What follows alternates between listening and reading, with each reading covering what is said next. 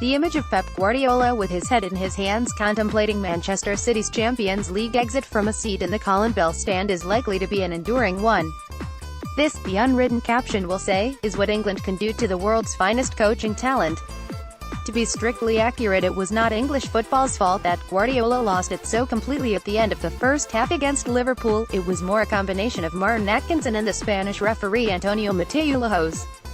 There are only so many staggeringly incorrect decisions a man can take in important games at the end of the season after all, and presumably Guardiola will now have even more sympathy with how Gus Hiddink and the Chelsea players felt when Tom Henning-Overbo's comedy refereeing favoured his Barcelona side in 2009. Guardiola said at the time he could understand Chelsea's frustration, and it is not difficult now to recognise his own.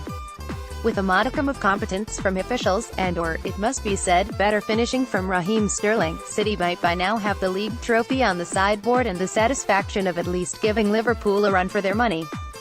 As it is, City go to Spurs on Saturday night out of Europe and out of sorts after 3 consecutive defeats, unable even to wrap up the title by winning at Wembley. This is not the denouement to a majestic season everyone was expecting, and no matter what happens over the next few weeks, even if City recover to the extent of winning the title with record numbers of points and goals, the quest for perfection is over. In all probability only Guardiola himself is worried about that, because he believes he is judged more harshly than other managers in England. He set himself the task of proving all the critics wrong.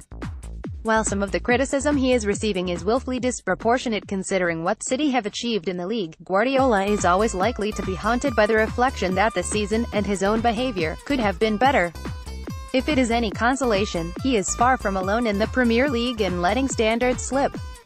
In this relentless workplace 10 managers have been sacked, which would represent half the table had not West Brom been responsible for 2 of the dismissals.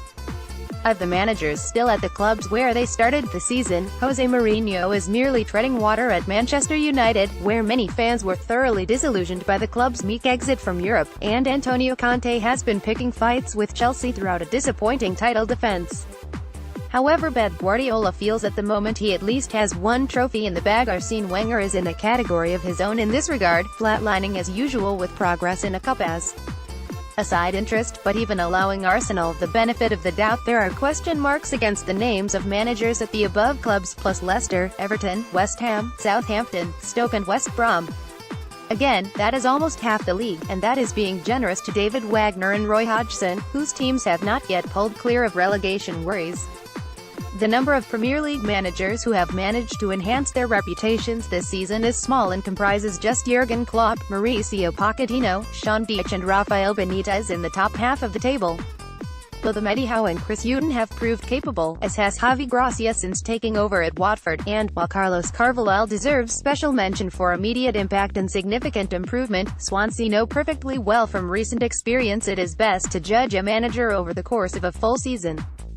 However bad Guardiola feels at the moment, he at least has one trophy in the bag and another shortly to follow.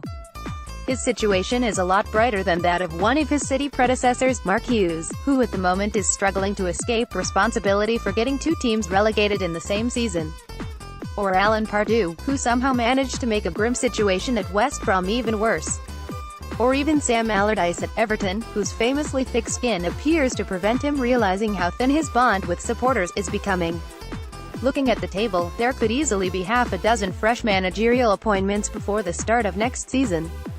For the most part, too, it is experienced coaches and leaders going through the churn. The Premier League is hard to hack. Last year's champions are looking like missing out on the top 4. United cannot be happy with second, Mourinho says so, and improved as Liverpool and Tottenham are, they know they have to be pushing for leadership rather than merely settling for finishing above Chelsea and Arsenal. Even Guardiola has just admitted the Premier League is demanding. Previously he has claimed it is no better or worse than Spain or Germany, and he is in a position to know, though after the remarkable reversal of fortune on Saturday he said the unexpected derby result, United did not have a single shot on target in the first half, showed how tough the Premier League can be. That was the City manager being philosophical, accepting disappointment with grace, not seeking excuses in his side's weak finishing or the referee's performance. The pictures were not beamed around the world as avidly as the ones from pitch side against Liverpool, though the sentiment deserves to be remembered just the same. What should not be forgotten is how difficult it is to win the league, and how easy City have made it look. For all the drama of the past week, every other team in England, yes, even Liverpool, would still swap places with them given the chance.